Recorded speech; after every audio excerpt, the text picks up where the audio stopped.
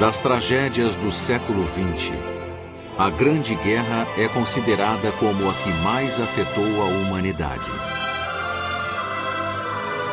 Não apenas pelos 22 milhões de mortos entre 1914 e 1918, em uma população muito menor que a atual. Foi muito mais que a morte. Antigos impérios foram destruídos. O mundo perdeu gerações de filósofos, escritores, construtores, músicos, poetas, cientistas, médicos, artistas. A flor e a semente de um continente magnífico, mortas na lama e na desgraça.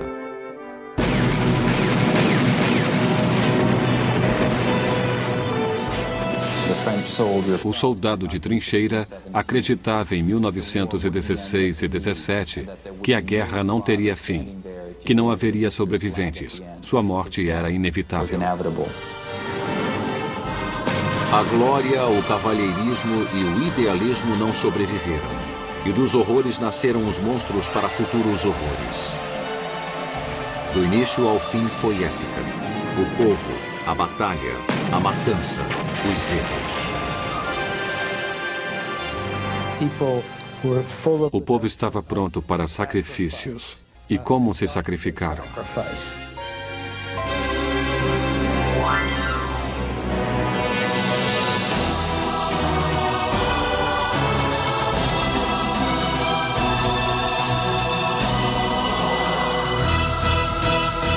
A Primeira Guerra Mundial. O fim de uma era. Distribuído por Logon. Versão brasileira, Sérgio Moreno. O fim do século que precedeu ao XX mostrou uma civilização europeia tão fascinante que parecia ter conquistado todos os desejos de riqueza da humanidade.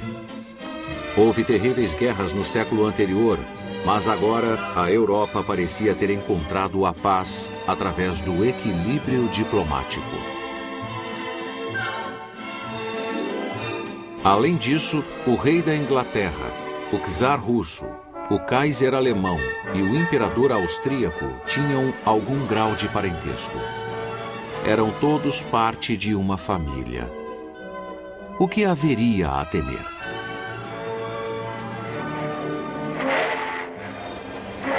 Como resultado da era vitoriana, a próspera Inglaterra possuía uma frota de navios mercantes e várias colônias. Suas costas eram protegidas pelos muros intransponíveis de aço da Marinha Real. Um quarto do globo pertencia à Inglaterra. A Alemanha era um milagre industrial, tornando-se o centro mais rico do poderio industrial europeu. O exército da Prússia era brilhantemente profissional. Sua marinha crescia rápido. O ex-chanceler Bismarck teria dito: "Estou entediado. As grandes coisas já foram feitas."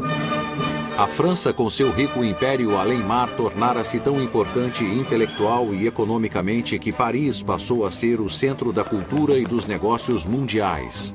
O exército francês se mobilizava por trás de fortalezas que protegiam a fronteira oriental contra os alemães. Um ditado dizia: "Tão feliz quanto Deus na França." A Rússia era uma monarquia feudal.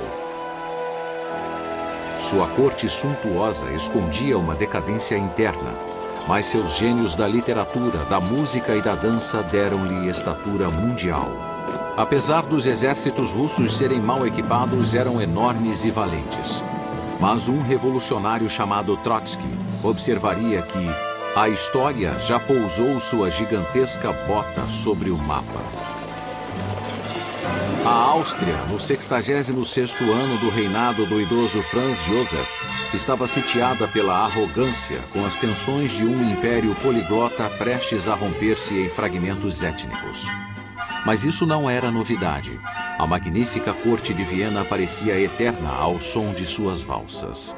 Em Washington, Woodrow Wilson governava um país jovem e feliz, com seus pensamentos elevados e pacíficos, típicos do professor universitário que fora um dia. É correto dizer que os americanos, tanto de dentro quanto de fora do governo, eram da opinião que a guerra na Europa não era de sua conta. were really none of our business. Em Sarajevo, Bósnia, a manhã do dia 28 de junho de 1914 era um dia ensolarado de paz. O arquiduque Franz Ferdinand, herdeiro do trono da Áustria, e sua amada esposa, Sophie, estavam em um automóvel conversível fazendo a revista militar no dia de seu 14º aniversário de casamento. Mas o jovem Gavrilo Princip, um austríaco de 19 anos pertencente ao grupo radical chamado Mão Negra, aguardava no meio da multidão que assistia à parada. Com 2 tiros ele cumpriu sua missão, matando Franz Ferdinand e Sophie. As últimas palavras do arquiduque foram: "Não foi nada." Mas o pequeno revólver de Princip dera início à morte de dezenas de milhões de pessoas.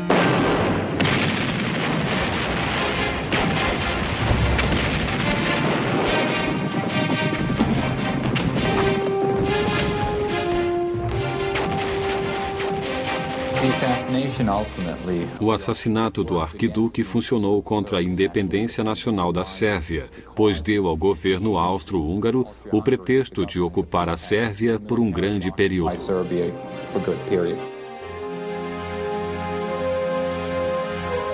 Logo, um embaixador apresentou-se ao Kaiser e questionou se a Áustria-Hungria contaria com o apoio da Alemanha em uma guerra contra a Sérvia, mesmo se a Rússia apoiasse os sérvios. A Alemanha concordou mesmo sem saber se deveria. As alianças objetivavam a proteção. Seria uma guerra pela paz. A Alemanha achava que tinha o apoio da França e da Rússia, que eram aliadas. A aliança entre Alemanha e Áustria-Hungria existia desde 1879, seguida pela aliança entre a França e Rússia. Nesse momento crítico, o monarca alemão foi navegar em seu iate por 20 dias, no que foi descrito como a maior tragédia marítima de todos os tempos. Às suas costas, a Áustria destruiu os esforços de conciliação com os sérvios, enviando-lhes um ultimato e planejando sua conquista e divisão. A Rússia, atendendo aos apelos sérvios contra a ameaça austríaca, se mobilizou. A Áustria-Hungria ordenou a mobilização total sem que o imperador soubesse que a Rússia estava do lado dos sérvios. E assim iniciou-se uma série de mobilizações que acabaria por afetar a Europa. Era uma época que necessitava de gigantes, e não havia nenhum. Muitos homens que estavam no controle tinham medo, não do que aconteceria com eles se fossem para a guerra, mas sim se não fossem.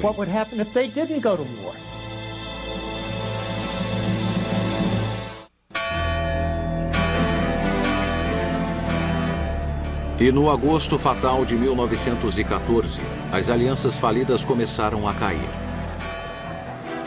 Lembrando-se que a Rússia avançava para as fronteiras orientais da Prússia, a Alemanha deu ao czar 12 horas para suspender a mobilização. A seguir veio o ultimato alemão para que a França, em 18 horas, declarasse sua neutralidade, caso a Alemanha lutasse contra a Rússia. Com as fortalezas francesas de Verdun e Toul reféns dos alemães, a França se mobilizou.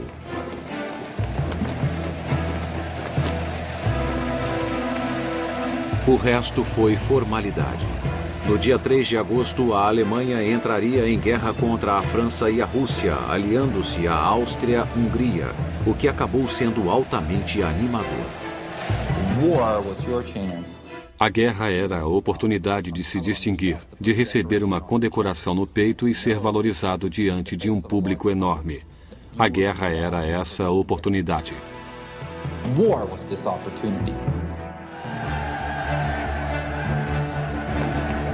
Entre 2 e 18 de agosto, a França enviaria 3,7 milhões de soldados em 7.000 trens. Um trem saindo a cada 8 minutos. A Alemanha enviou 1,5 milhão de homens ao oeste e mais 500 mil para o leste, em direção à Rússia. Era uma guerra pelo poder, prestígio, colônias, mercados competitivos. Não uma guerra de ideologias. Not a war about ideology. It's a war about Era uma guerra de pessoas querendo respeito. Uma guerra para a Alemanha, que se sentia esmagada e queria expandir-se. needing to Uma guerra para acertar contas antigas, já que a França estava determinada a recuperar a Alsácia e a Lorena. Alsace and Lorraine. Uma guerra pela estabilidade, com impérios como o Austro-Húngaro querendo neutralizar a Sérvia. Wanted to neutralize Serbia. Em 1914, a Rússia era uma nação muito impaciente, querendo, acima de tudo, o acesso ao Mediterrâneo e às rotas de comércio marítimo. E, mais do que tudo, queria o controle dos estreitos para o Mar Negro. A supremacia de milhares de peças de artilharia pesada e de uma enorme quantidade de metralhadoras ainda seria mostrada nas trincheiras. Mas um general francês, desejoso do ataque, afirmou que sua melhor arma era o peito vivo do soldado francês. A arma secreta da Alemanha era um plano de guerra concebido anos antes por um de seus melhores táticos, o general Alfred von Schlieffen. O general imaginou que os franceses se concentrariam em recuperar as províncias da Alsácia e Lorena e que dirigiriam seu ataque diretamente para o leste contra as duas províncias e a Alemanha. Von Schlieffen só pretendia uma ação de contenção, com grande parte de seus exércitos alemães concentrados ao norte, formando uma espécie de rolo compressor. Com esta poderosa estratégia, atacaria violentamente as neutras Luxemburgo e Bélgica. Depois o ataque se estenderia para a França pela retaguarda. As fortalezas francesas diante da Alemanha seriam vencidas e os exércitos franceses ficariam esmagados entre as legiões alemãs do leste e do oeste. Nem o primeiro-ministro britânico nem seu ministro de Relações Exteriores estavam muito interessados na Sérvia ou em um pacto de defesa ambíguo com a França.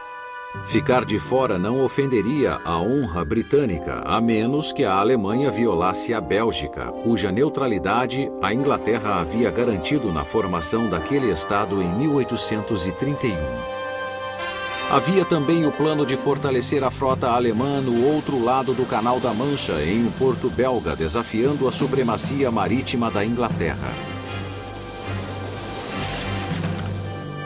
O processo estava em andamento.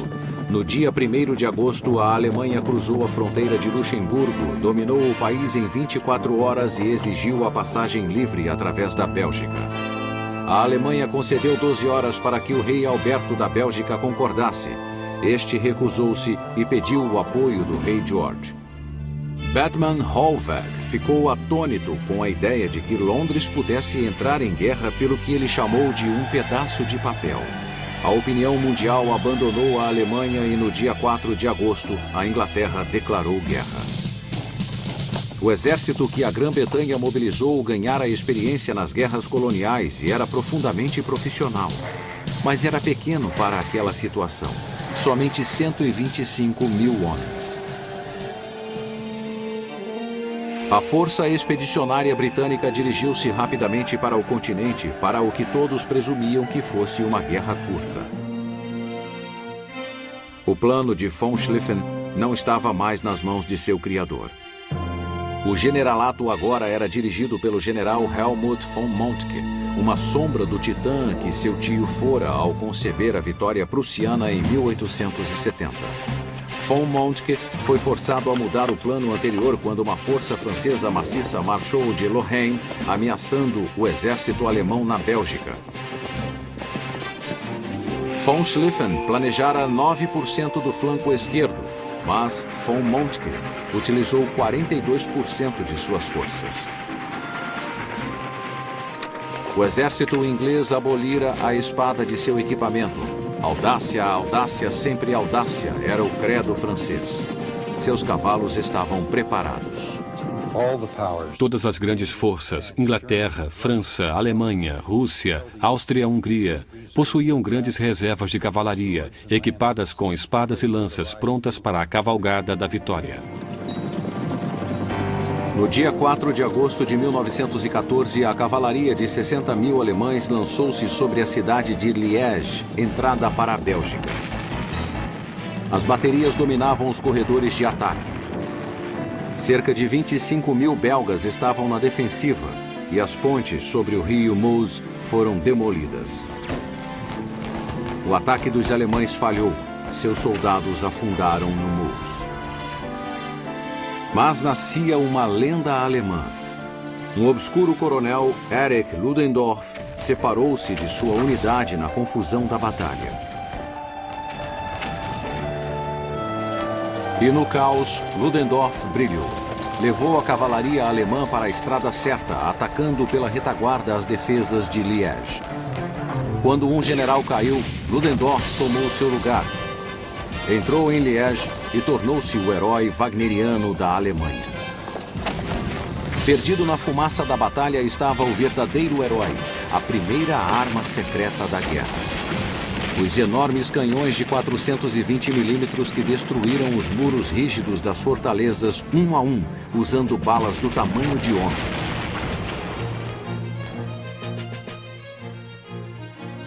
We might say now that Poderíamos dizer que os alemães não eram bons em relações públicas, and they proved o que provaram mais uma vez na invasão da Bélgica e do norte da França. Belgium and of northern France. There would be suspect Quando havia suspeita de atos de guerrilha, eles simplesmente colocavam centenas de homens de 8 a 84 anos de idade contra um muro e os matavam. all and kill them.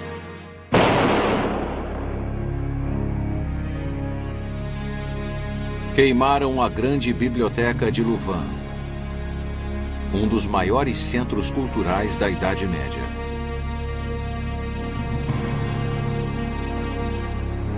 E as lendas dos hunos que violentavam, queimavam e assassinavam seria uma arma formidável nas mãos dos propagandistas aliados. Os fantasmas dos belgas assassinados formariam exércitos para acusar os alemães de suas mortes.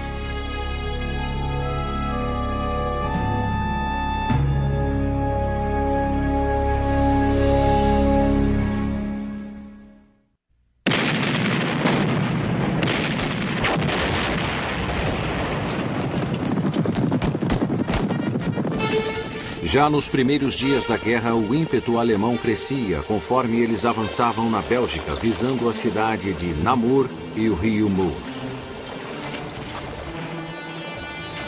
O chefe do staff francês, o marechal Joseph-Jacques César Joffre, era um homem forte, provocador e distante de suas tropas. E acabou seguindo o script de Schlieffen como se fosse um de seus soldados. Na Inglaterra, o ministro da guerra, marechal de campo Lord Horatio Kitchener, via as coisas com uma clareza brutal. Dizia que os alemães estariam preparando seu golpe final sobre a Bélgica.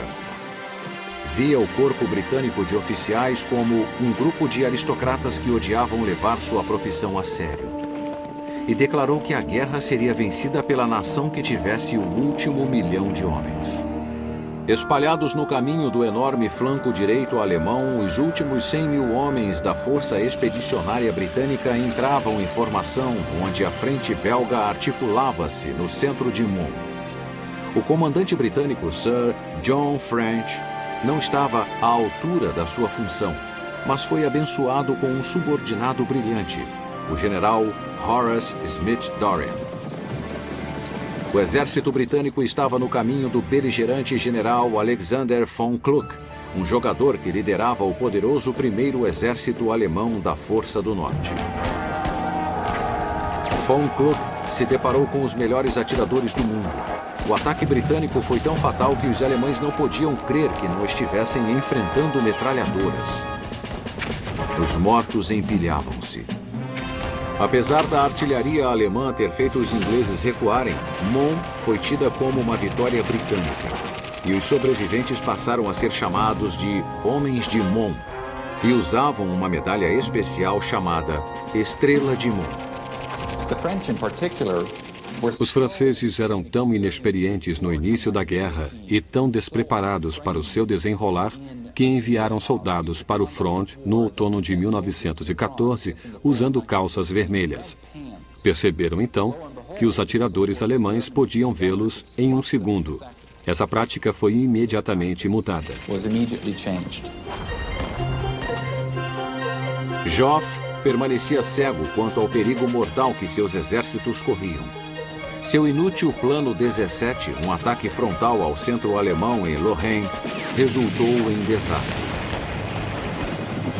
Os franceses não usaram ações furtivas nem ataques rápidos. Apostaram tudo na audácia e morreram por ela. Ao norte, a força expedicionária britânica estava sendo desperdiçada em uma série de trágicas batalhas, às vezes para desacelerar os alemães e outras porque seus homens exaustos tinham força para atirar, mas não para andar. O exército de von Moltke aproximava-se de Paris. Mas onde estariam os prisioneiros e as armas capturadas, que seriam as únicas provas de uma derrota? O único que se sobressaía no quadro aliado era o general Joseph-Simon Gallieni.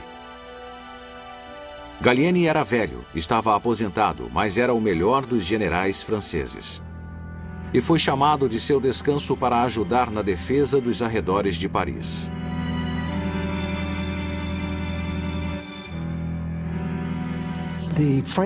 O governo francês estava pronto para evacuar Paris. Mulheres choravam pelas ruas.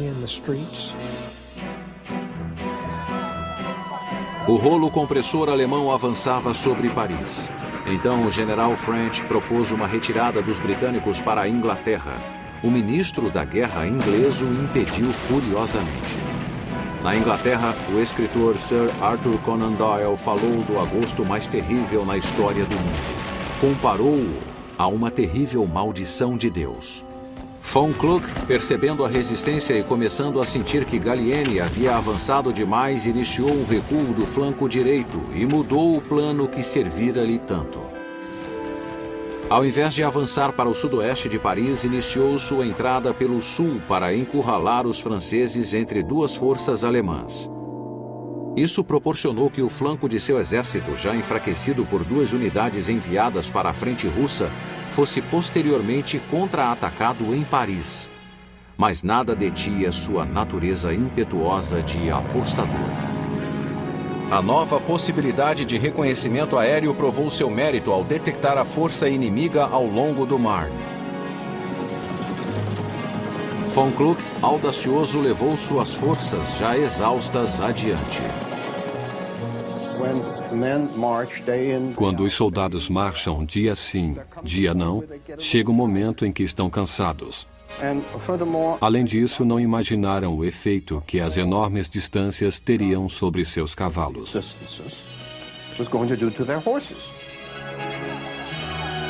Paris entrou em pânico. Multidões exigiam que fosse declarada uma cidade aberta. Os alemães lançavam panfletos que diziam: "Não há nada a fazer senão se render". Refugiados corriam para as estações ferroviárias. Ministros choravam.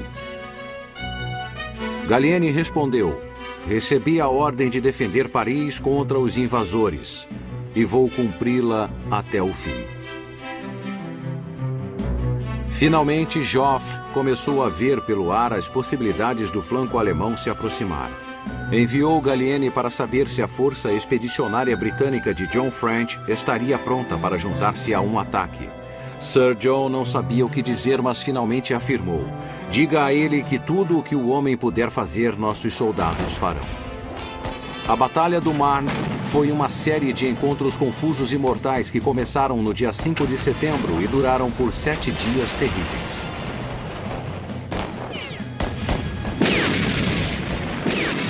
Os alemães não tinham cuidado com seus flancos e havia falhas por toda a parte. Sua comunicação era precária. Atacaram sem conhecimento e preparação da artilharia e avançaram abertamente contra o fogo maciço. Cometeram todos os erros que antes seus inimigos haviam cometido. The big wheel was bound. Sua força começara a falhar. Tinham ido longe demais, depressa demais.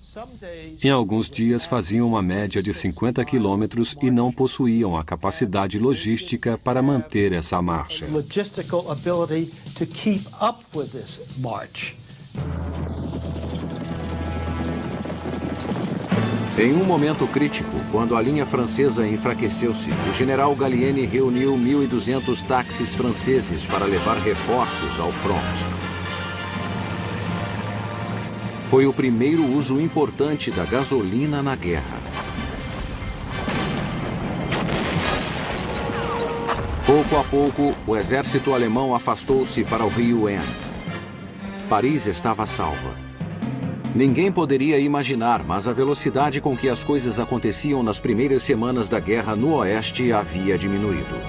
Obviously, we will never know what would have happened if the Germans had taken Paris in 1914. Jamais saberemos o que teria acontecido se os alemães tomassem Paris em 1914. Mas evidências que temos de modo geral não nos sugerem que os franceses iriam jogar a toalha.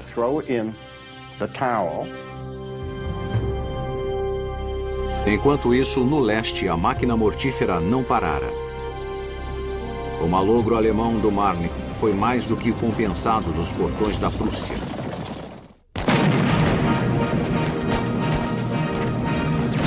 Enquanto a Batalha do Marne ocorria no fronte ocidental no mês de agosto, o enorme exército russo tentava uma vitória decisiva no leste.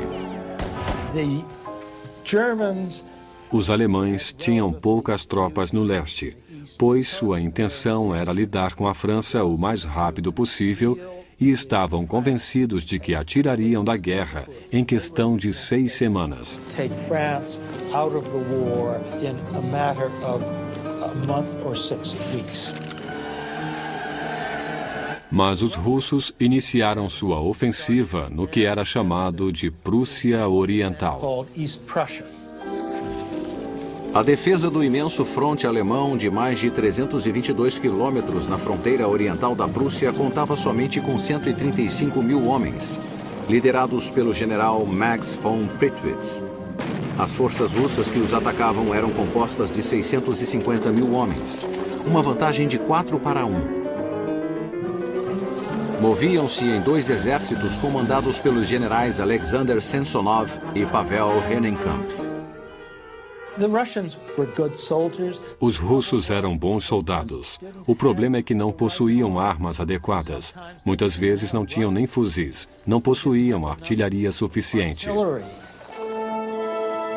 No espaço entre os exércitos que se enfrentavam, existia um vale coberto de florestas, lagos e pântanos. Os russos só podiam mover-se lentamente nos caminhos estreitos, permitindo que os alemães fossem mais rápido pelos seus eficientes sistemas de ferrovias. Percebendo que os russos teriam que dividir-se ao entrar na Prússia Oriental e chegar ao campo de batalha em momentos diferentes, o alto comando alemão planejou derrotar cada um deles separadamente. O alemão von Moltke interpretou erradamente a mudança no alinhamento feito por von Prittwitz como sendo uma derrota e tomou uma decisão precipitada. Mudou seus comandantes. Em 28 de agosto, telegrafou ao general Erich Ludendorff, o herói de Liège: "Você ainda poderá salvar a situação no leste." Fizeram uma rápida reunião no trem de Ludendorff para a Prússia. A bordo estava o general Paul von Hindenburg, que já estava aposentado. Os comandantes imediatamente entraram em acordo. Hindenburg e Ludendorff tornariam-se virtualmente os ditadores militares da Alemanha. Hindenburg e Ludendorff avançaram com o plano do qual von Prittwitz fora destituído. Funcionou perfeitamente devido ao hábito dos russos mandar mensagens pelo rádio abertamente. Assim, os alemães descobriram seus planos. No dia 26 de agosto, iniciou-se a Batalha de Tannenberg. Samsonov levou seu exército dividido até uma armadilha, atraído por um centro alemão que parecia enfraquecido. Como Samsonov não conseguiu que o segundo exército russo viesse em seu auxílio, os alemães esmagaram seus flancos e cercaram o centro. Quando cercaram Samsonov, capturando a ferrovia central em Nylenburg, a tragédia foi completa. 92 mil russos foram feitos prisioneiros. Samsonov despediu-se de seu staff e entrou na floresta. Foi ouvido um único tiro de pistola. Ninguém deu-se ao trabalho de buscar seu corpo. O público alemão acreditava que Hindenburg e Ludendorff eram uma dupla de gênios militares capazes de qualquer coisa.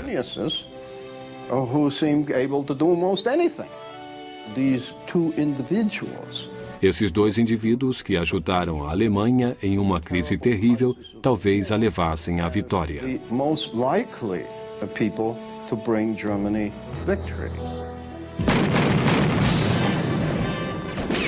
A Áustria atacara os sérvios para tomar o território tão desejado.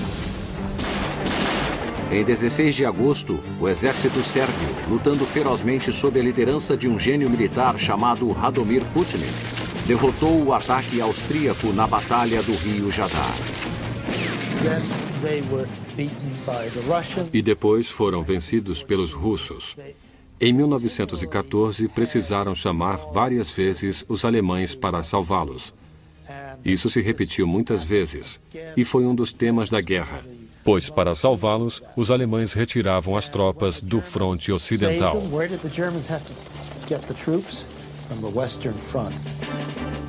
Um oficial alemão suspirou preocupado. Estamos acorrentados a um cadáver.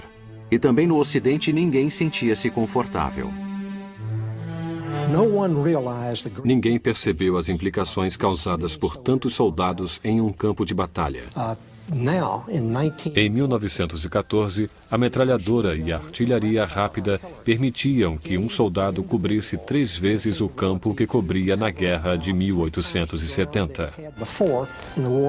E as tropas eram 10 vezes maiores. Com o enrijecimento dos frontes, cada lado via que sua única esperança estaria nos flancos e teve início uma série de movimentos desordenados, as chamadas corridas para o mar, para cercar o inimigo ou defender-se de ataques surpresa. Não havia um local para onde pudessem manobrar.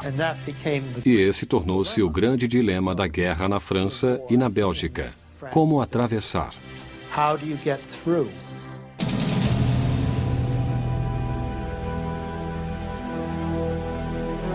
No final de setembro de 1914, 2 meses depois do início da Grande Guerra, a frente ocidental tornou-se um labirinto de complexidade assustadora. As trincheiras da altura de um homem foram aprofundadas para movimentar homens e cavalos. Galerias foram feitas para acomodar quartéis, casamatas, depósitos de munição, túneis de passagem e comunicação. As trincheiras eram em linhas sucessivas, protegidas por milhares de quilômetros de arame farpado. E com os frontes estabilizados foi possível iniciar a artilharia maciça na defesa e no ataque. Os artilheiros tornaram-se artistas, mestres em produzir barreiras e tempestades de balas.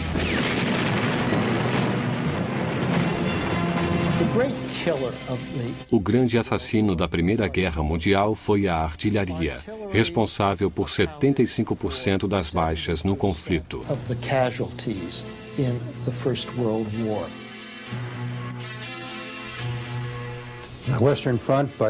A frente ocidental, no início de 1915, tornara-se uma linha de trincheiras que ia da Suíça até o Canal da Mancha, por mais de 640 quilômetros. Dizia-se que uma pessoa poderia andar da Suíça até o canal sem jamais emergir do solo. Era mais do que a maioria dos homens podia suportar.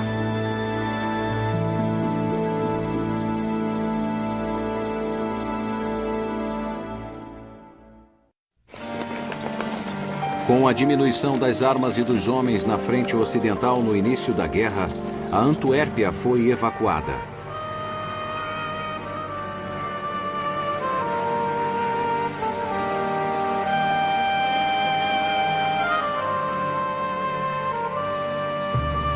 Os remanescentes das forças belgas e britânicas decidiram se fixar em Flanders, que se tornaria conhecido durante 4 anos como o campo mais letal da guerra. Os fracassos de von Moltke fizeram com que o comando do exército alemão passasse para o general Erich von Falkenhayn. Ele era enigmático, enérgico e foi detido pela arma de guerra mais antiga, a lama. Se tivessem vencido os belgas, teriam ganho os últimos prêmios de 1914, os portos do Canal da Mancha.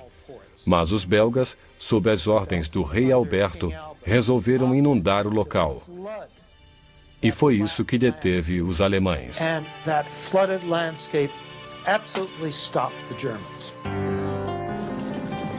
Junto com os franceses, a força britânica defendeu os portos com sucesso em Ypres, chamado para sempre de Esfregão pelos britânicos. As posições defensivas britânicas estavam mal configuradas. Nelas, 1 milhão de pessoas poderia morrer ou ficar mutilada 3 vezes mais rápido do que em qualquer outro setor. Kitchener gritava: "Isto não é uma guerra."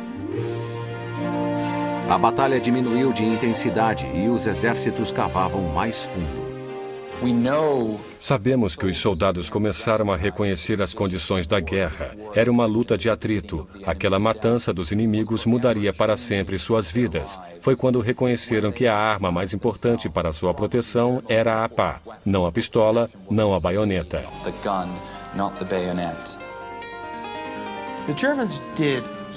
Os alemães foram muito espertos no início da guerra, quando conquistaram praticamente todas as terras altas da frente ocidental.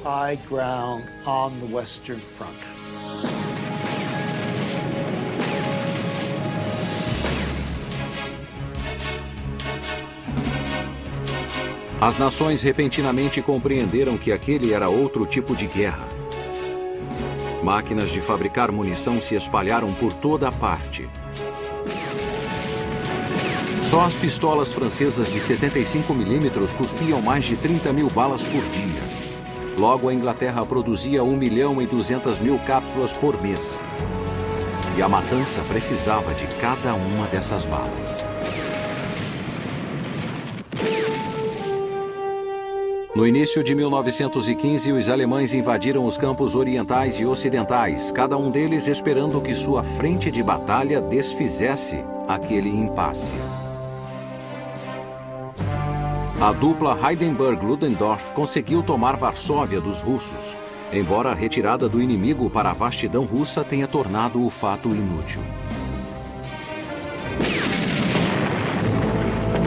Os austríacos mais uma vez bateram de frente com os sérvios, terminando com 100 mil mortos e nenhum ganho. Os alemães esperavam que os turcos se saíssem melhor. The Germans were successful. Os alemães conseguiram atrair o Império Otomano para lutar do seu lado, o que significava que teriam que enfrentar os russos no Cáucaso e que também, quando as forças britânicas estivessem no que hoje é o Iraque, teriam que enfrentá-los lá. Today, Iraq, they had to fight them there.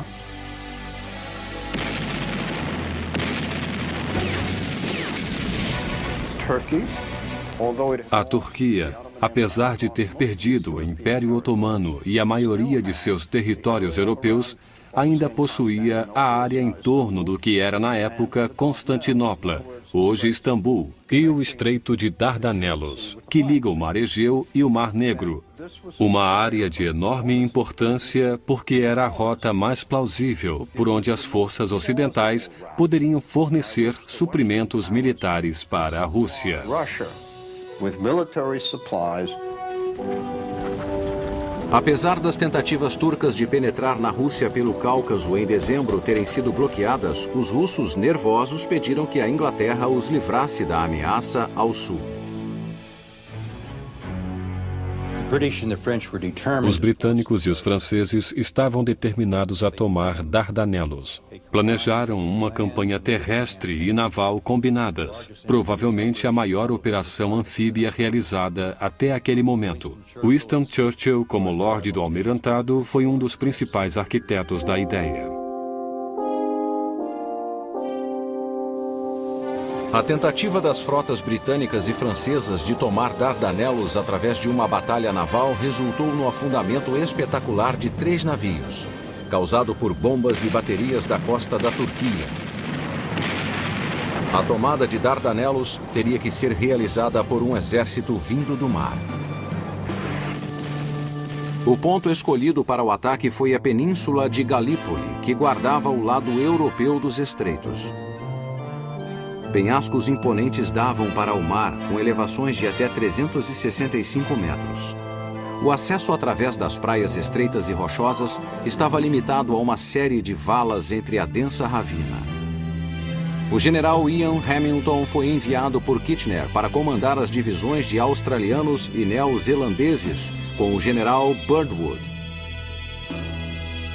Os Anzacs e uma brigada francesa eram em número de 70 mil destinados à calamidade de uma meta impossível.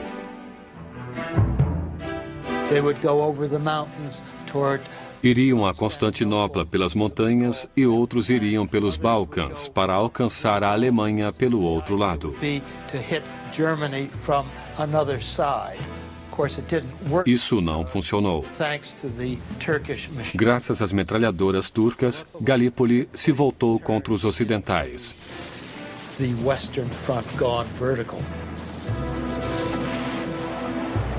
A luta foi soberba por parte dos defensores, liderados pelo general alemão Liman von Sanders, que logo comandaria 84 mil turcos. O desembarque em Galípoli foi feito por pequenos barcos e navios que reuniam as tropas recebidas por tiroteios mortais. As forças aliadas espalharam-se em torno de 4 praias no final da península.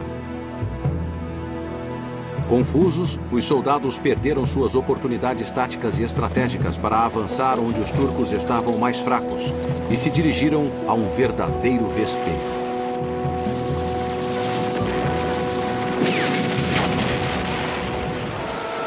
Em pouco tempo, os soldados foram atacados pelas forças turcas nas praias cercadas por montanhas inexpugnáveis, de onde a morte lhes era imposta sem interrupção.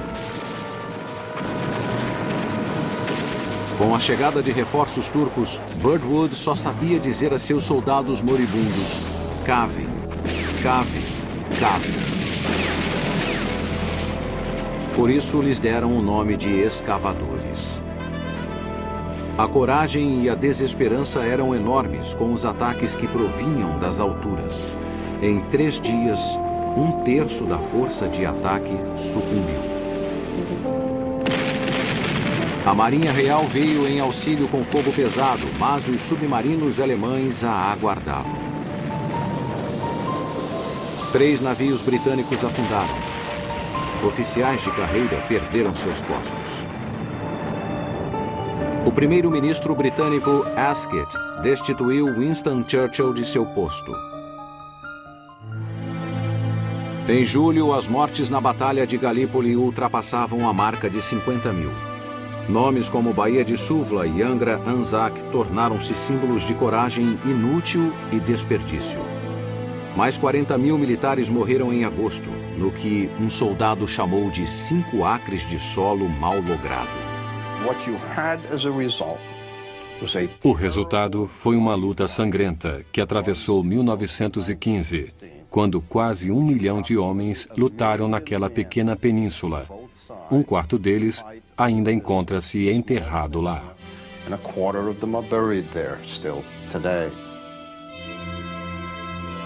Logo após uma nevasca de dezembro ter congelado 280 homens nas trincheiras, os cavadores de Galípoli foram retirados.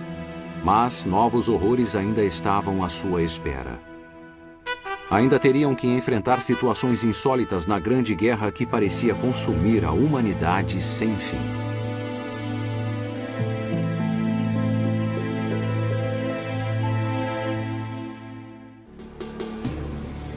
Agora, países entravam na guerra sem nenhum motivo além de promessas de saques. Alguns obtiveram ganhos fáceis, mas a maioria padeceu como gado em um matadouro.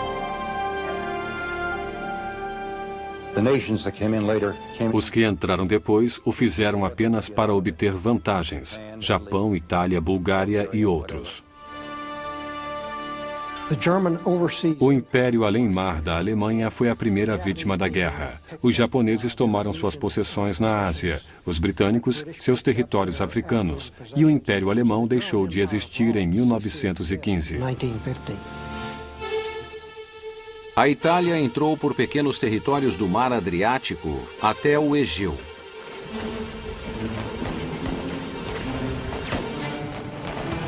O custo foi calamitoso, pois o exército italiano teve de enfrentar as montanhas muito bem defendidas.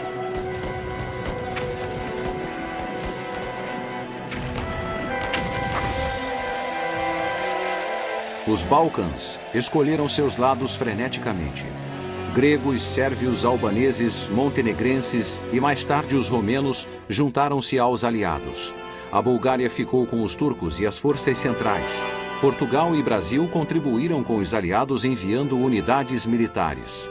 A França e a Inglaterra tentaram em vão atacar a Sérvia pelo sul por meio do porto grego de Salônica, perdendo 600 mil homens, o que os sorridentes alemães chamaram de o maior campo de concentração dos aliados. Com a paralisação dos exércitos, os navios entraram em ação. A Marinha Real expandiu o bloqueio marítimo de suprimentos úteis à Alemanha, grãos, farinha e outros alimentos. Esse bloqueio para a Alemanha e os países da Europa Central foi tão eficiente que logo ficaram reduzidos à fome.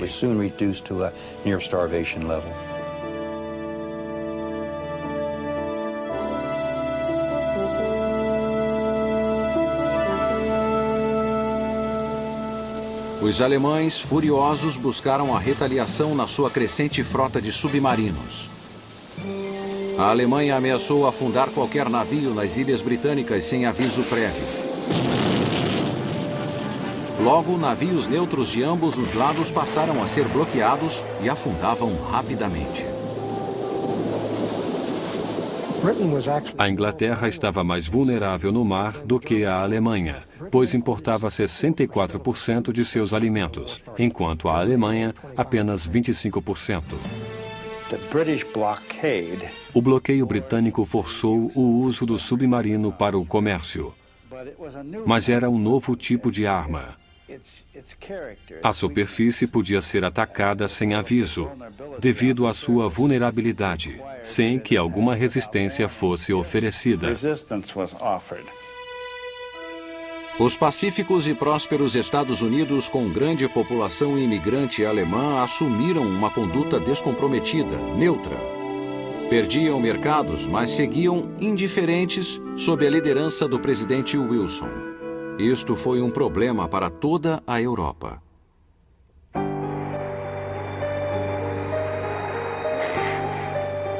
Mas quando o navio Lusitânia partiu de Nova York, apesar dos avisos da Alemanha, com uma lista de passageiros formada em grande parte por celebridades americanas, os resultados da Grande Guerra foram fatais.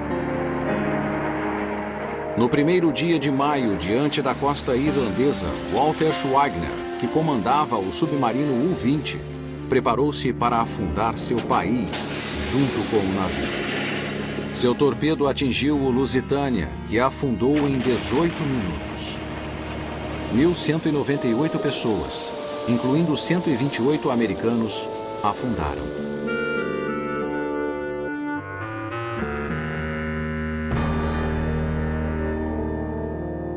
Depois daquilo, não havia dúvida nenhuma de que, em algum momento, os Estados Unidos entrariam na guerra.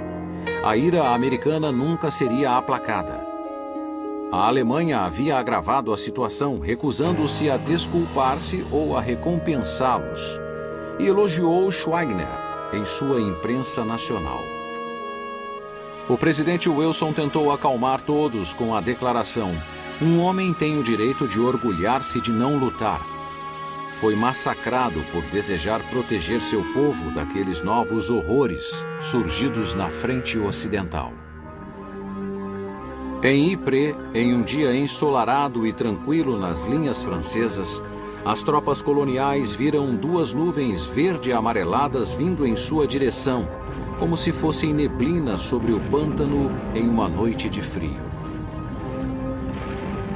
Em 15 minutos, 5.000 homens encontraram a morte lenta. 10.000 foram mutilados e o pânico tomou conta da trincheira inundada pelo gás clorídrico.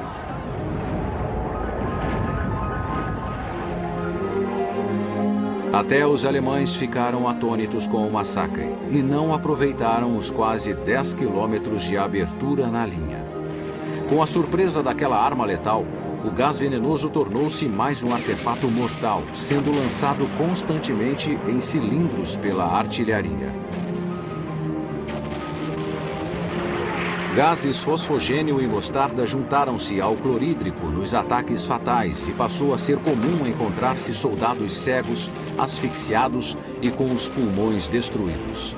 As nuvens de gases tornaram-se tão temidas quanto as mutilações. As batalhas sobre as vilas e lugarejos continuavam. Mas Artois, Albert, Ritchie, segundas por Ypres, Vimy Ridge, Champagne, Luz, resultaram apenas em homens mortos para adubar seus campos de papoulas. Joffre afirmou que não tinha pressa. Quando Kitchener e French falharam em Gallipoli e Ypres, o general Sir Douglas Haig, um herdeiro de grande fortuna que nem mesmo passara nos exames da universidade, tornou-se chefe da Força Expedicionária Britânica. Na Inglaterra, os britânicos enfrentavam uma guerra sem fim. Cartazes chamavam voluntários para substituir os mortos. Uma emenda foi criada para colocar toda a indústria a serviço da guerra. As greves eram proibidas. Operários da indústria bélica eram escravizados. E as mulheres foram convidadas para trocar a cozinha pela fábrica. Pela primeira vez, a mulher podia alugar sua própria casa, usar roupas da moda, fumar em público. A guerra dera à mulher europeia um novo tipo de independência.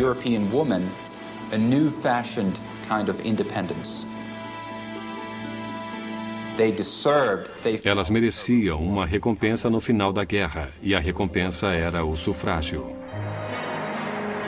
A morte também chegara aos lares.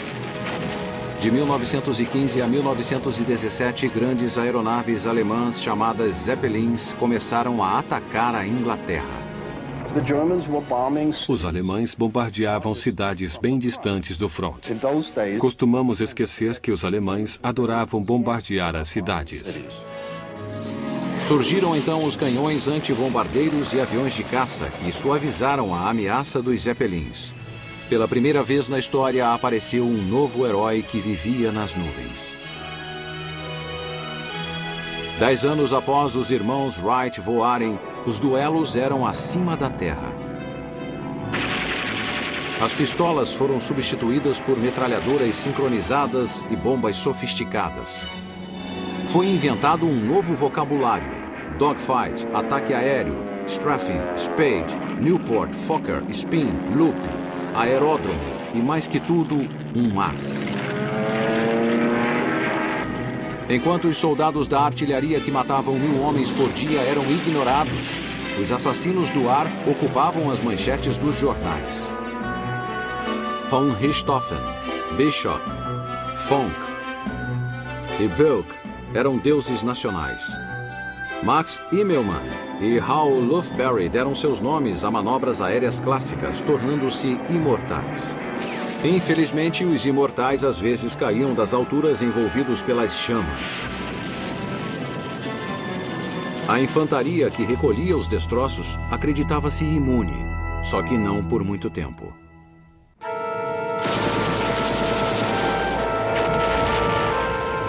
A grande matança que a Primeira Guerra havia se tornado dirigiu-se para o mar. No dia 30 de maio, houve um grande confronto entre a imensa frota britânica e a frota alemã. A força do almirante Sir John Jellicoe se deparou com os alemães, comandados por Reinhard Scheer, na península da Jutlândia, onde aconteceu algo como uma briga de facas feita com canhões de 14 polegadas. Os alemães estavam mais preparados e 117 mil toneladas de navios ingleses afundaram, juntamente com 61 mil toneladas de navios alemães. Nada havia sido realmente decidido. Ocorrera apenas um empate na Jutlândia. Os alemães apenas afundaram mais navios. Por outro lado, a grande frota alemã foi rechaçada para suas bases e nunca mais emergiu. A partir de então, o bloqueio aos alemães não foi mais combatido.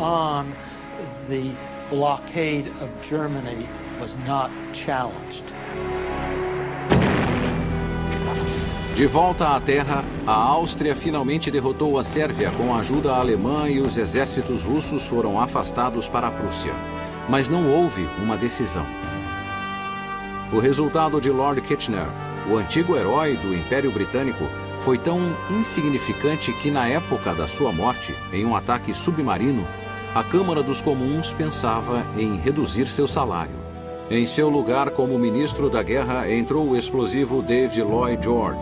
A liderança inglesa voltava, mas surpreendentemente sua estratégia de guerra continuava igual.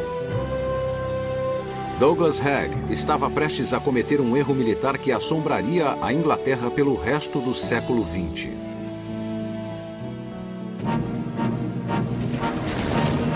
Lançou uma grande ofensiva em direção às montanhas altamente fortificadas acima das trincheiras aliadas ao longo do rio Somme. Sua confiança e teimosia não conseguiram impedir que as metralhadoras e a artilharia alemãs dizimassem toda uma geração de ingleses. Eles perderam 60 mil tropas em um único dia. Esse ataque teve implicações muito além dos campos de batalha. Os australianos e os canadenses jamais perdoariam as táticas inglesas usadas no fronte ocidental em 1916 e isso abalou o Império Britânico.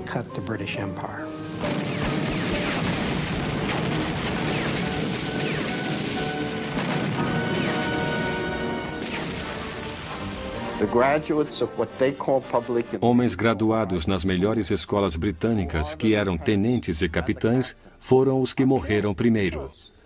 Com isso aconteceu o que chamamos de inversão da pirâmide social. A próxima geração de médicos, advogados, funcionários públicos, engenheiros e líderes políticos foi morta primeiro. Doctors, lawyers, civil servants, engineers, political leaders are the people who get killed first. O poeta-soldado Siegfried Sassoon escreveu: "Meus olhos dirigem-se para as sombras verdes escuras do pequeno rio, mas meus pensamentos são frágeis diante de tão grande infelicidade." Os ganhos foram poucos. A matança continuava. Haig continuou com sua campanha sangrenta até novembro, quando não havia mais ninguém para convocar. No final de 1916, 607 mil soldados ingleses haviam morrido. Com a destruição do exército profissional e da morte dos voluntários no Somme, o recrutamento começado em 1915 servira para alimentar a máquina da morte. Casados morriam juntamente com solteiros. Comunidades inteiras alistavam-se nos batalhões de amigos, dos quais o mais famoso foi o de Liverpool. Esses homens eram treinados juntos com seus amigos, organizados em regimentos e brigadas, de forma que a comunidade ia para a batalha como uma unidade. Isso foi desastroso em 1916 e 1917, quando comunidades inteiras desapareceram. Winston Churchill, que havia sido criticado, sugeriu uma nova arma para acabar com o impasse. Apoiou o coronel Ernest Swinton no pedido da criação de um novo veículo motorizado.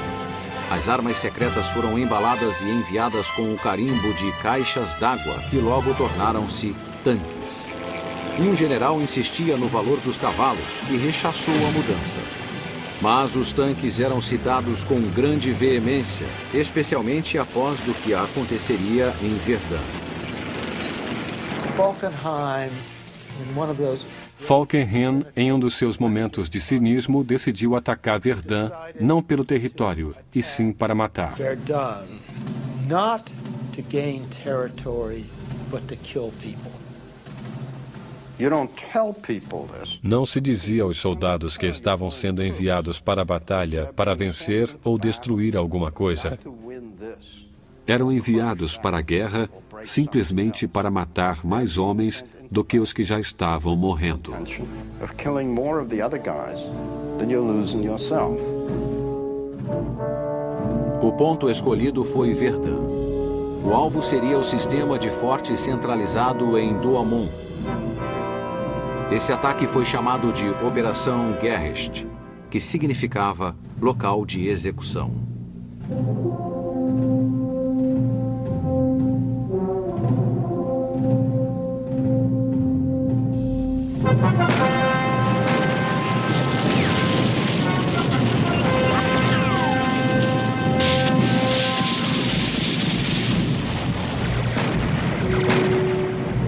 As bombas caíam a uma velocidade de 100 mil por hora.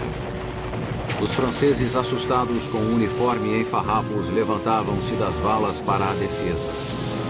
As trincheiras e as casamatas foram destruídas. Douaumont caiu.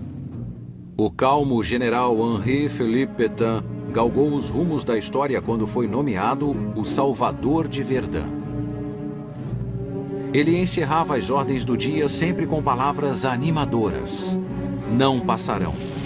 Ninguém passou.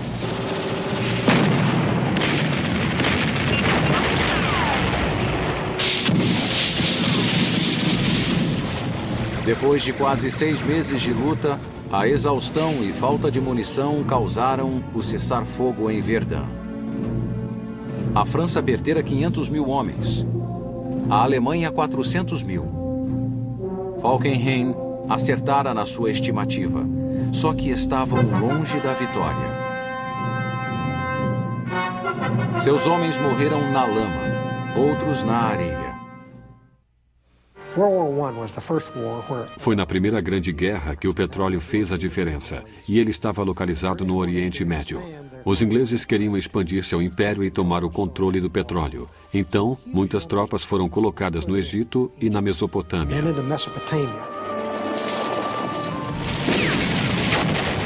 A campanha inglesa teve derrotas na Mesopotâmia e sucesso na Palestina com o general Sir Edmund Allenby.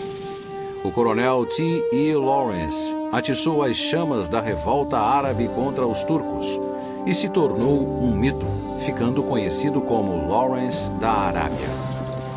E entre as emboscadas de Lawrence e o exército de 400 mil homens de Allenby, os turcos foram derrotados de Aqaba a Tafila, de Gaza a Beersheba e Jerusalém.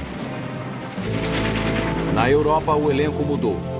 Falkenhayn foi substituído como comandante do exército alemão pela dupla heróica Hindenburg e Ludendorff. O primeiro-ministro Asquith, arrasado pela perda do filho em batalha, foi substituído por David Lloyd George. Os franceses expulsaram Joffre, colocando o general Robert Nivelle, herói de Verdun, como comandante em chefe do fronte ocidental. Por seu papel na tragédia de Somme, Haig foi nomeado marechal de campo. No leste, o general russo Alexei Brusilov juntou tudo o que pôde para um ataque às defesas austríacas numa frente de 321 quilômetros. Essa ofensiva foi uma das maiores batalhas de 1916. E apesar das grandes perdas, os russos recuperaram grandes extensões de territórios que haviam perdido no ano anterior.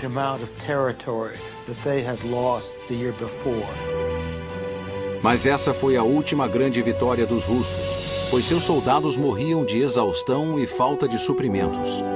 O sofrimento sem perspectiva de progresso começou a minar a Rússia por dentro, o que teve consequências muito mais sérias.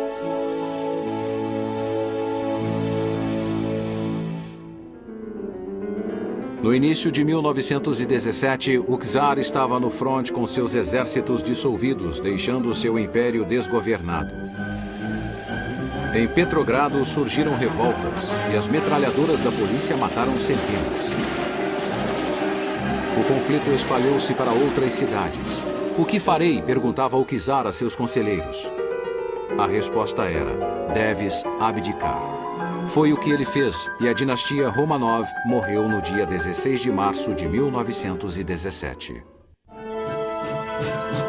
Para desestabilizar seu inimigo, a Alemanha enviou para a Rússia o arqui-revolucionário Vladimir Lenin, vindo de seu exílio em Zurique. A partir daquele momento, Lenin lançou-se furiosamente em sua luta pela liderança e a Rússia começou a abandonar a guerra. Mas tudo que os alemães ganhavam na Rússia, perdiam para os Estados Unidos com suas sabotagens, submarinos e habilidades em geral. Germany's talent was in uniform. O talento da Alemanha estava no uniforme, não no Ministério das Relações Exteriores. Seu secretário Alfred Zimmermann enviou um telegrama ao México propondo aliança e oferecendo a possibilidade de retomar o Arizona, o Novo México e o Texas. Este telegrama foi enviado pelo sistema de comunicação americano, facilitando que o recado fosse interceptado. Os americanos sabiam o que iria acontecer. E quando isto foi publicado nos jornais, o secretário alemão, ainda mais ignorante, admitiu que era seu. Depois deste episódio, a guerra entre Estados Unidos e Alemanha era inevitável.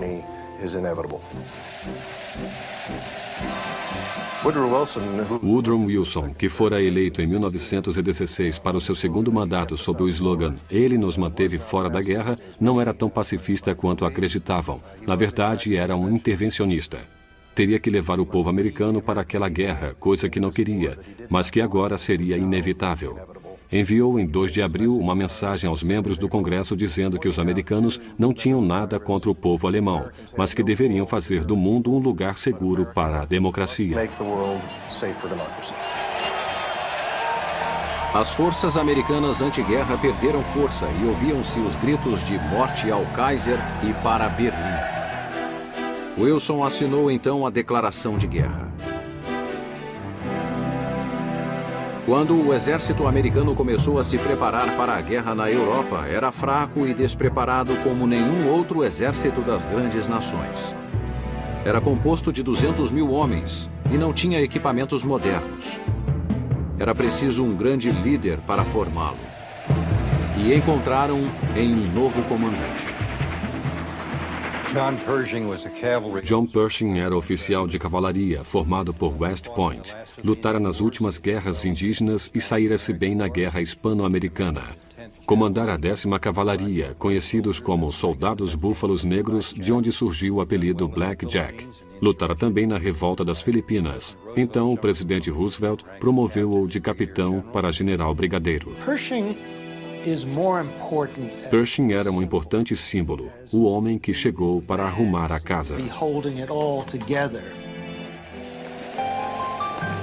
Nenhum soldado foi perdido durante a transferência das tropas para a Europa em 1917. O almirante Sir William Sims encontrara-se com os britânicos e alinhou seus destroyers em semanas para proteger seus enormes comboios. Franceses e britânicos, sedentos de sangue, ficaram encantados. Queriam todos os homens. Lafayette, aqui estamos, bradou o coronel Stanton no dia 4 de julho de 1917, quando os americanos chegaram à França, sendo recebidos alegremente. O que os cidadãos não sabiam era que o grande exército de Pershing aprendera a marchar, mas ainda estava aprendendo a lutar. Precisariam de meses para colocá-los no front. Pershing estava determinado a manter a integridade do exército americano, mas era realista o suficiente para saber que precisaria do comando britânico e francês em tempos de emergência. Enquanto isso, repetindo os erros de seus predecessores, o general Neville montou outra ofensiva para vencer a guerra baseada em todas as antigas impossibilidades. Apesar de não conseguir avançar com seu ataque a Eras, perdendo 187 mil homens em 10 dias, teve outro resultado infeliz: um motim. O exército recusou-se a continuar lutando. Os homens fugiam para cidades próximas, tentando obrigar trens a irem para Paris. Eles não conseguiam ser impedidos e alguns poucos líderes foram cercados. And eventually, ringleaders were rounded up. Houve tentativas violentas de refazer o exército, mas apenas conseguiram livrar-se de Neville e trazer o general Pétain para equilibrar a liderança com compaixão. Ele recuperou o exército desmoralizado, mas os soldados estavam cansados e eram poucos. Precisavam de corpos americanos jovens e fortes. Georges Clemenceau, o novo primeiro-ministro francês, queria apressar as coisas e dizia isso claramente. O marechal de campo Haig tentou tomar os portos de submarinos e desviar os alemães do setor francês, mas isso apenas acrescentou mais cruzes aos cemitérios ingleses. Escolheu Flanders para tentar uma última penetração. No fronte de Ypres, houve uma terceira batalha em terras pantanosas de vilas destruídas. Uma delas, chamada Passchendaele, cercada pela lama e morte, seria lembrada por gerações a fim. Não há nada parecido com a lama da Europa durante a Grande Guerra. Era um mar líquido onde os cavalos se afogavam. Os feridos afundavam na lama e não morriam de ferimentos, mas afogados. Não havia mais tropas. Não conseguiam se mover e os soldados ficavam automaticamente deprimidos. Porém, havia uma ponta de esperança em Cambrai, onde o ataque de 324 tanques a 2,5 km por hora ganhou mais terreno em 6 horas do que tinha acontecido em 4 meses. Na Itália, os alemães foram auxiliar os aliados austríacos e acabaram com seus inimigos. No outono de 1917, atacaram o exército italiano na Batalha de Caporetto, que terminou em 20 dias.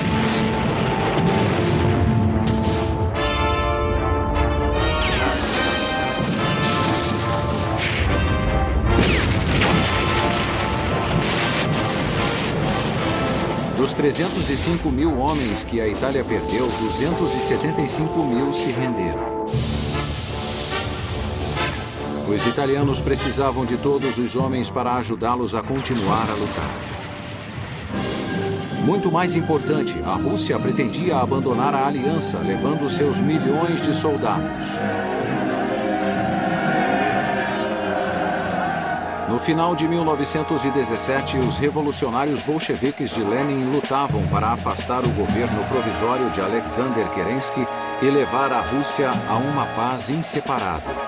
Em 7 de novembro, quando os regimentos de Petrogrado não mais aceitaram sua liderança, Kerensky saiu da cidade e Lenin ficou no comando. Os gritos para que a guerra terminasse aumentavam. Os bolcheviques declararam uma paz separada em Brest-Litovsk com os alemães, o que permitiu que estes movessem grande número de homens do fronte oriental para o ocidental.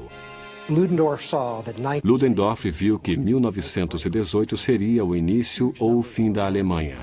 Um grande número de americanos aproximava-se e ele teria que destruir os exércitos aliados que estavam na luta desde 1914, antes da chegada dos americanos. Ludendorff criou uma nova doutrina tática para os alemães no inverno de 1917-1918. A infantaria era composta de pequenos grupos de 12 a 15 pessoas, armadas ou reunidas em torno de metralhadoras ou lança-chamas. Deveriam infiltrar-se e flanquear, ir para trás e continuar. O ataque começou na neblina de 21 de março. Houve uma enorme preparação da artilharia, pequena e muito violenta. Gases e fortes explosivos. Quando os alemães infiltraram-se nas linhas de frente, os ingleses foram destroçados. Havia 8 batalhões britânicos, 6.000 tropas no local. Só 50 sobreviveram. Sua frente desintegrou-se em ilhas isoladas com a maré de alemães em torno deles. Abrigos caíram e depósitos de munição explodiram. Os alemães, em sua Operação Michael, conseguiram penetrar. O eixo de comunicação de Amiens seria o alvo seguinte para separar os franceses dos britânicos. Depois iriam para Paris e para o Canal da Mancha. Ludendorff já previa a vitória. A Operação Michael foi um enorme sucesso no primeiro dia. Em 24 horas, os alemães ganharam mais terreno do que os franceses em 140 dias, 2 anos antes.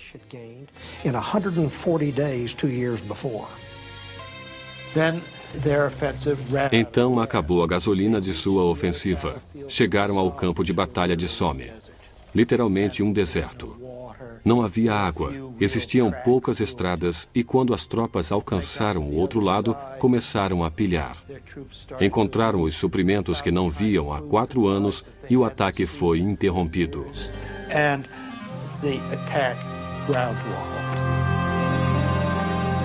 Os aliados precisavam de um comandante-geral. O general Ferdinand Foch apresentou seu currículo.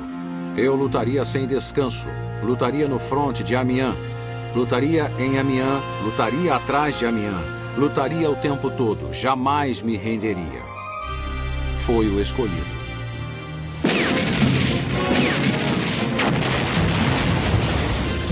A operação percorreu 2.000 quilômetros quadrados e capturou 90.000 prisioneiros. Ludendorff reagrupou suas forças exaustas para seguir em frente.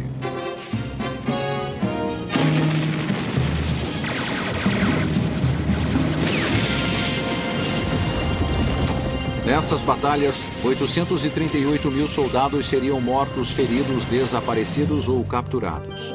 Ninguém podia arcar com tais perdas. Mas os alemães não se recuperaram. E os Yankees finalmente estavam chegando. Aliás, já estavam lá.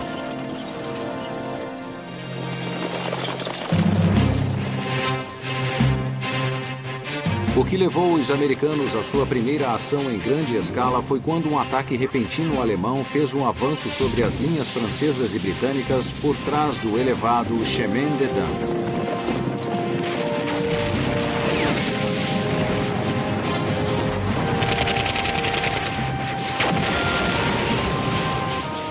Pershing enviou a 2ª Divisão Americana com sua Brigada Marinha, comandada pelo general James Harbour, à área sitiada a pedido de Foch no dia 30 de maio, Dia da Memória. Chegando a Château-Thierry, passando por franceses gritando "A guerra acabou", os americanos ficaram encurralados nas margens de um rio e lutaram contra um inimigo que usava metralhadoras e artilharia. Mais uma vez, Paris foi ameaçada e novamente o governo francês resolveu partir. Os refugiados foram na frente. Pershing disse: a possibilidade de perder Paris tornou-se aparente. No dia 1º de junho, a 3ª Brigada Americana e a Brigada Marinha iniciaram a rota Paris-Metz para auxiliar os franceses. Os alemães vindos de Château-Thierry invadiram a estrada indo para Belleau, um local de caça. O general Harbour disse a seus fuzileiros: não cavamos trincheiras para nelas cair. Os fuzileiros ficarão onde estão.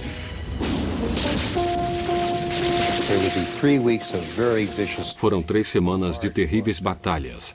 No final, os fuzileiros podiam dizer que Belleau Wood era totalmente deles.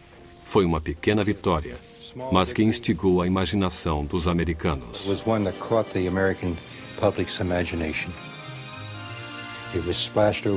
Foi estampado nas primeiras páginas de todos os jornais americanos. Os fuzileiros salvam Paris em Belleau Wood. Isto aborreceu o exército e ainda aborrece em alguns quartéis. O entusiasmo era grande na América. O povo sofria falta da carne, gás e luz em suas casas. Diziam a eles: lambam os selos de guerra e lambam o Kaiser. Astros de cinema faziam comícios pela liberdade e 1/4 da população adulta participou. Ludendorff ainda tinha cartas nas mangas. mas difamava os americanos em seus telegramas.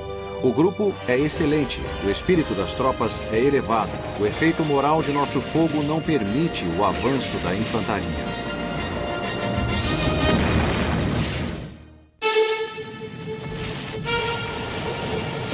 Os americanos estavam espalhados em várias unidades que enfrentavam golpes desesperados de Ludendorff, que os chamava de Friedenssturm, ou Tempestade pela Liberdade ou Ofensiva da Paz.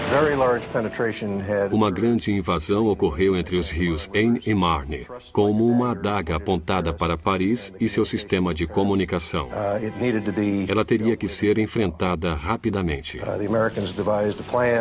Os americanos criaram um plano para restaurar a linha em julho de 1918. Usaram mais de 300 mil homens, sofrendo 67 mil baixas durante a campanha.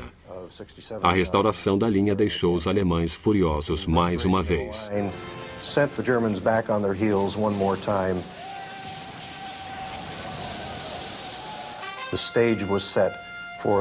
O cenário estava armado para a formação do primeiro exército americano. O sonho de Pershing em liderar uma batalha na França iria tornar-se realidade. O dia 8 de agosto de 1918 foi decisivo para Hindenburg e Ludendorff. Nesse dia, australianos e canadenses atacaram sob o comando de Haig, usando 450 tanques, vencendo os alemães. Os alemães começaram a render-se. Quando Ludendorff chegou com reforços, os soldados não os receberam com alegria. Diziam que os reforços só prolongariam a guerra. The German troops there saying that the reinforcements were simply prolonging the war. Pershing teve sua primeira chance de mostrar o que o exército americano poderia fazer em setembro em Saint-Mihiel.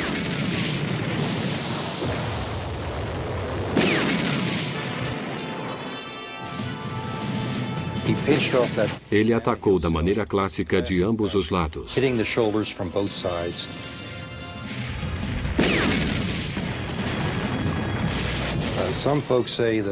Alguns dizem que os alemães já estavam retirando-se de Saint-Mihiel. Talvez estivessem porque sabiam que os americanos estavam chegando. Foch pedira que as tropas americanas se misturassem às suas forças para uma ofensiva a Meuse-Argonne, atacando a Operação Saint-Mihiel, mas Pershing recusara. "Você quer lutar?" perguntou Foch. Pershing respondeu: "Naturalmente, mas como um exército americano." E quando Foch insistiu, Pershing respondeu: "Pode insistir o quanto quiser, mas eu não concordo." Em 26 de setembro, os americanos lutavam em Meuse-Argonne como uma unidade com seus próprios comandantes. Meuse-Argonne foi a primeira batalha americana de fato e foi difícil. Pershing ordenara um ataque em linha, o que significava que qualquer resistência em algum setor pararia toda a linha.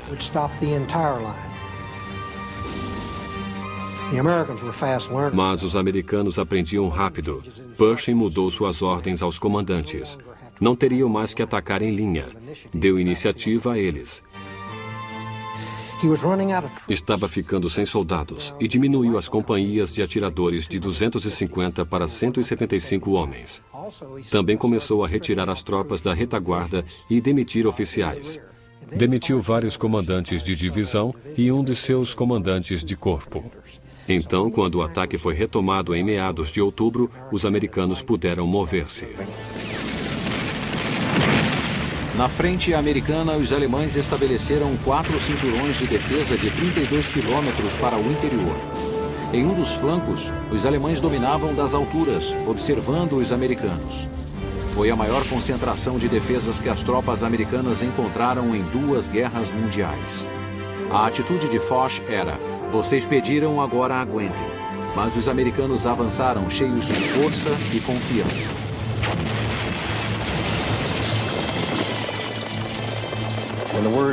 O general Ludendorff, anticético, quando perguntado quem venceu a guerra, dizia: "A infantaria americana."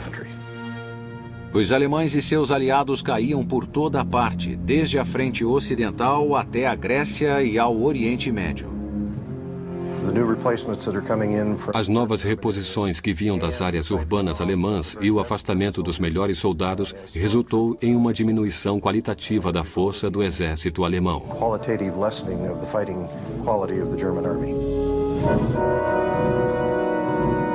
Ludendorff estava próximo de um colapso nervoso. Teve que enfrentar a fúria de seu staff, do Kaiser e de seu povo pelo fracasso na guerra.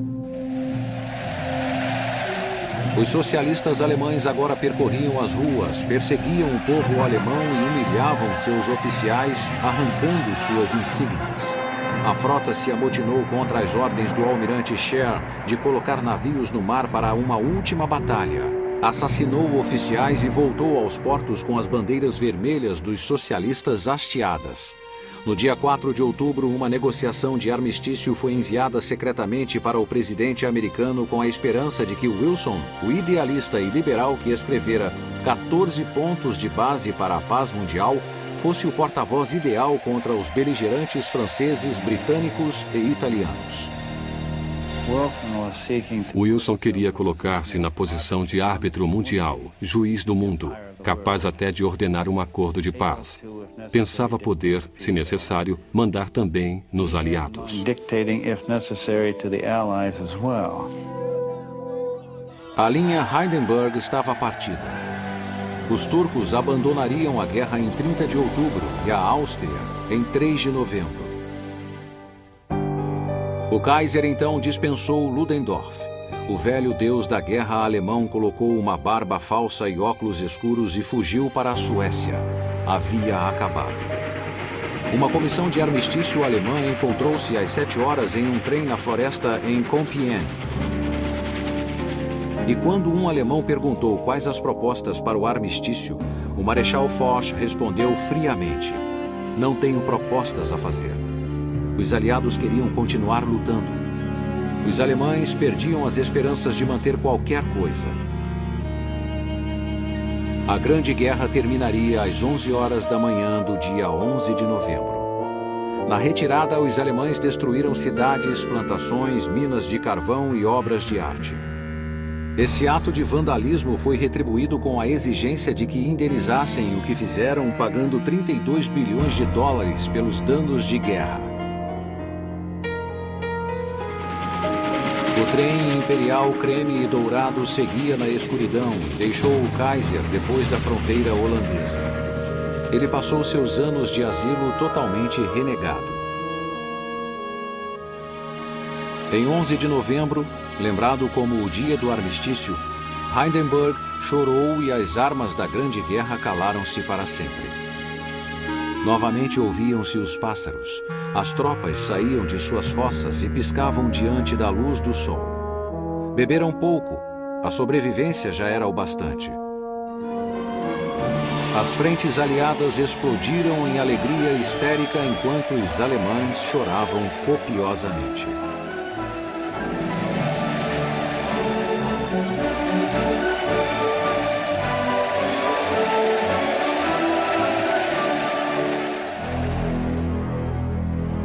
Um cabo alemão chamado Adolf Hitler, naquele momento guardando prisioneiros russos em Traunstein, repassava os acontecimentos do dia em seu cérebro doentio.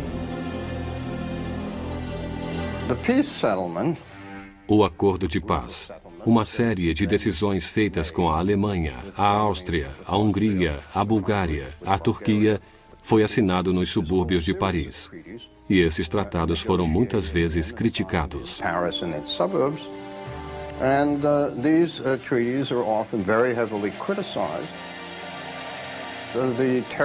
O terrível descontentamento dos alemães com ele era essencialmente por terem perdido a guerra. E perdendo a guerra, não conseguiram tudo o que ambicionaram. Isso não me parece nada surpreendente. Quando perguntado por um alemão que história contaria sobre isso, o tigre francês Georges Clemenceau disse: "Não se pode dizer que a Bélgica invadiu a Alemanha." In trying to sum up, Tentando resumir a guerra, não há como expressar o que aconteceu. express what had happened.